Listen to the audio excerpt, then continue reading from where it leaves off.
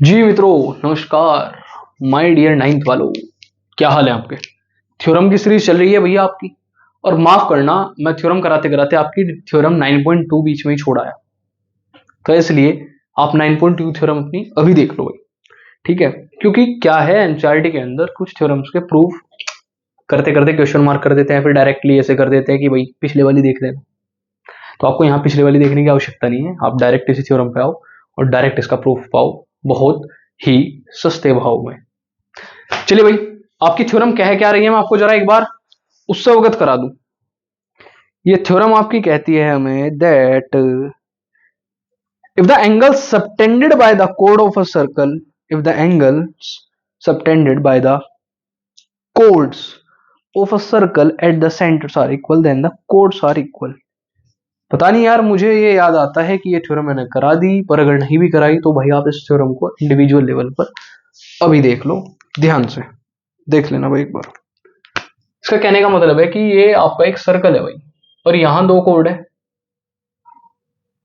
ये रही आपकी दो कोड, ठीक है भाई। मैं कह देता हूं ये ए बी और सी डी दो कोड है। इसने क्या करा, ये कह रहे कि सेंटर पर इसने जो एंगल बनाया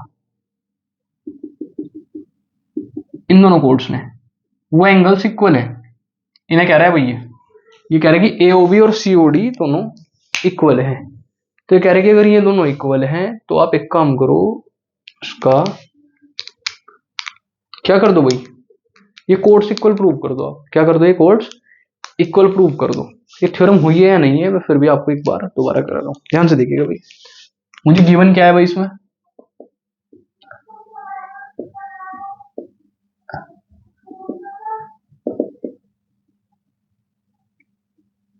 इस बार मुझे कहा है कि angle A O B is equals to angle C O D. कोई समस्या? आपको प्रूव क्या करना है, टू प्रूव, आपको प्रूव करना है कि ए बी और सी डी इक्वल आएगा। बताओ भाई, कोई समस्या यहां तक?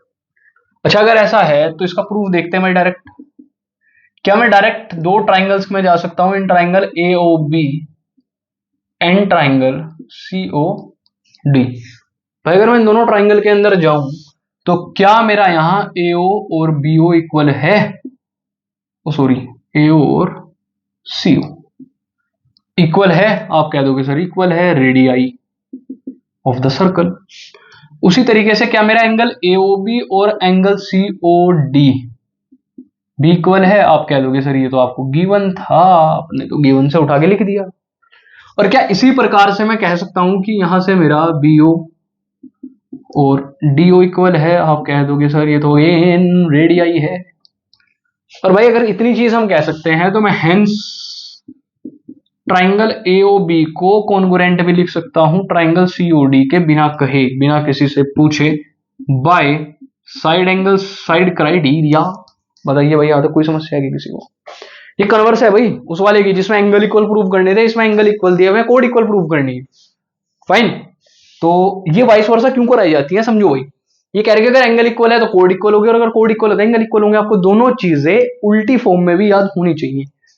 देन क्या मैं यहां से डायरेक्ट लिख सकता हूं कि A B equals to C D by C P C T. तो आप लास्ट में क्या लिख दोगे, hence both the chords are equal if they subtended equal angle at the centre, if they subtended equal angle at the centre.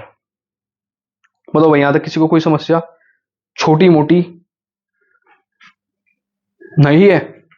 तो बस इतना ही रखते हैं इस वीडियो में आज, फिर मिलते हैं अपने नेक्स्ट वीडियो में। तब तक के लिए thank you so much, bye bye. और हाँ, प्रैक्टिस करते रहो भाई, चक्कर में मत पड़ना बिल्कुल भी, प्रैक्टिस बढ़ाते रहो। थ्योरम्स वगैरह आपके सब याद होनी चाहिए, किसी भी टाइम की थ्योरम, किसी भी टाइप की थ्योरम आ जाए उससे फटाफट करो। फाइन, मिलते हैं अपनी नेक्स्ट वीडियो में। Thank you so much.